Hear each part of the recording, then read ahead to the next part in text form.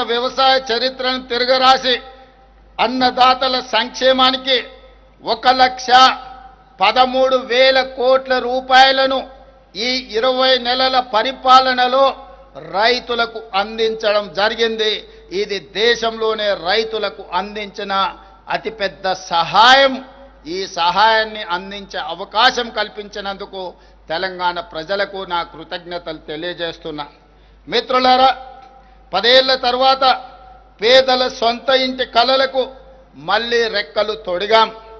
ఆనాడు తెలంగాణ ప్రాంతంలో లక్షలాది మంది గ్రామాలకు, లక్షలాది మంది పేదలకు గ్రామాలలో, తండాలలో, గూడాలలో, మారుమూల పల్లెల్లో ఇందిరమ్మ ఇళ్లను అందించి 2004 నుంచి 2014 వరకు లక్షలాది పేదల సొంత ఇంటి కలను నెరవేర్చాం.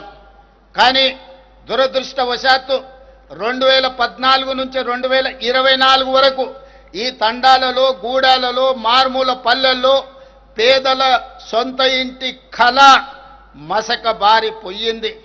10 సంవత్సరాలు ఎదురు చూసిన పేదలకు ఈనాడు సొంత ఇంటి కళను నెరవేర్చడానికి ఇందిరమ్మ ఇండ్ల పథకాన్ని తిరిగి ప్రారంభించి ప్రతి నియోజకవర్గానికి 3,500 ఇండ్లు, ఆ విధంగా దాదాపుగా 4,50,000 ఇండ్లను ఈనాడు పేదలకు అందుబాటులోకి తీసుకొచ్చి 22,500 కోట్ల రూపాయలతోని ఈనాడు ఇందిరమ్మ ఇళ్ల పనులను ప్రారంభించాం. ఈరోజు ఈ ఇంటికి పార్టీ అర్హత కాదు, పేదరికమే అర్హతగా పేదరికాన్ని రూపుమాపి ఆత్మగౌరవంతో ప్రజల సొంత ఇంటి కలను నెరవేర్చడానికి ఈరోజు నిలవైన లబ్ధిదారులను ఎంపిక చేసి పేదల సొంత ఇంటి కలను తీర్చే ప్రయత్నం మా ప్రభుత్వం చేస్తుంది. అందుకే ఇళ్ల కేటాయింపులో కోటాలు వాటాలు లేవు. ఇళ్ల కోసం కమిషన్లు ఇచ్చే కర్మ పేదలకు పట్టలేదు.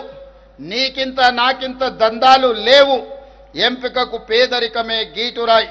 అడవులను నమ్ముకొని జీవించే చెంచులకు, ఆదివాసీలకు, మా లంబాడి సోదరులకు చరిత్రలో తొలిసారి ఇందిరమ్మ ఇల్లు ప్రత్యేకంగా కేటాయించాం. గతంలో ఏ ప్రభుత్వం వీళ్ళకు ప్రత్యేకమైన కోట ఇవ్వలేదు.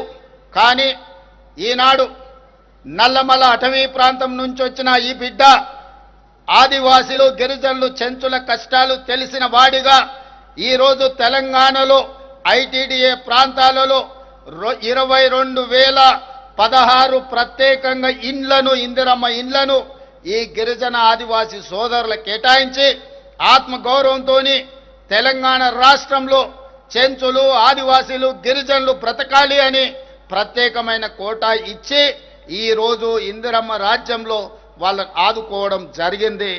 ఇది జరుగుతున్నందుకు, ఇది చేపట్టే అవకాశం నాకు అందించినందుకు తెలంగాణ ప్రజలకు నా కృతజ్ఞత తెలియజేస్తున్నా. సామాజిక న్యాయం కాంగ్రెస్ డిఎన్ఏలోనే ఉంది. సామాజిక తెలంగాణ సాధనలో మనం దేశానికి దశ దిశ నిర్దేశం చేస్తున్నాం. స్థానిక సంస్థలలో, విద్యా ఉద్యోగాలలో బీసీలకు 42% రిజర్వేషన్లు కల్పించే బిల్లులను ఈ ఏడాది మార్చి 17న రాష్ట్ర శాసనసభ ఆమోదించింది. ఈ బిల్లులను ఆషామాషిగా రూపొందించలేదు. దాదాపు సంవత్సరం కాలం శాస్త్రీయమైన లోతైన కసరత్తు చేశాం. 160 కోట్లు వెచ్చించి 1,03,000 మంది శిక్షణ పొందిన ఎన్యూమరేటర్ల ద్వారా 50 రోజుల పాటు సమగ్ర కులగణను ఒక యజ్ఞంలా చేపట్టాం. గ్రామాల్లో 66,39,000 కుటుంబాలు, పట్టణాల్లో 45,15,000 కుటుంబాలను సర్వే చేశాం. మొత్తంగా 1,12,00,000 కుటుంబాలను సర్వే చేసి రాష్ట్రంలో 56.33% బలహీన వర్గాల జనాభాను లెక్క తేల్చడం జరిగింది. దీని ఆధారంగా వారికి 42% రిజర్వేషన్లు అమలు చేయాలని నిర్ణయించాం. రాష్ట్ర శాసన వ్యవస్థ ఆమోదించిన ఈ బిల్లులను రిజర్వేషన్లు అమలుకు సహకరించాలని కేంద్రానికి పంపాం. మన పంపిన బిల్లులపై సత్వరం నిర్ణయం చేయాల్సిందిగా కేంద్ర ప్రభుత్వాన్ని మరొకసారి గోల్కొండ కోట మీద నుంచి తెలంగాణ ప్రజల తరఫున డిమాండ్ చేస్తున్నాను. దేశంలోని ఎస్సీ వర్గీకరణ చేసిన మొదటి రాష్ట్రంగా తెలంగాణ నిలబడింది. మాదిగ సోదరుల గుండె చప్పుడు నాకు తెలుసు.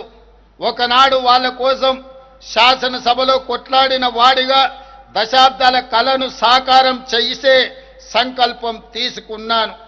దేశంలోని ఏ రాష్ట్రం చేయని నిర్ణయం మన ప్రభుత్వం చేసింది.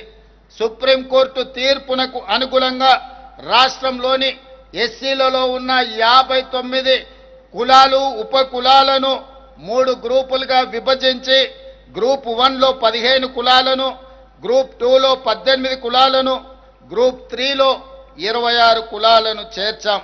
ఈ ఏడాది ఫిబ్రవరి 4న రాష్ట్ర శాసనసభ శాసన మండలి ప్రత్యేక సమావేశాలు ఏర్పాటు చేసి సామాజిక, ఆర్థిక, విద్య, ఉపాధి, రాజకీయ కులగణన సర్వే, షెడ్యూల్డ్ కులాల ఉపవర్గీకరణపై చర్చించి చట్టబద్ధత కల్పించి మా చిత్తశుద్ధిని నిరూపించుకున్నాం. ఈ శుభ సందర్భాన్ని పురస్కరించుకొని ప్రతి ఏటా ఫిబ్రవరి 4 తారీఖును తెలంగాణ సోషల్ జస్టిస్ డేగా నడుపుకోవాలని, ఉత్సవాలను జరుపుకోవాలని తెలంగాణ ప్రభుత్వం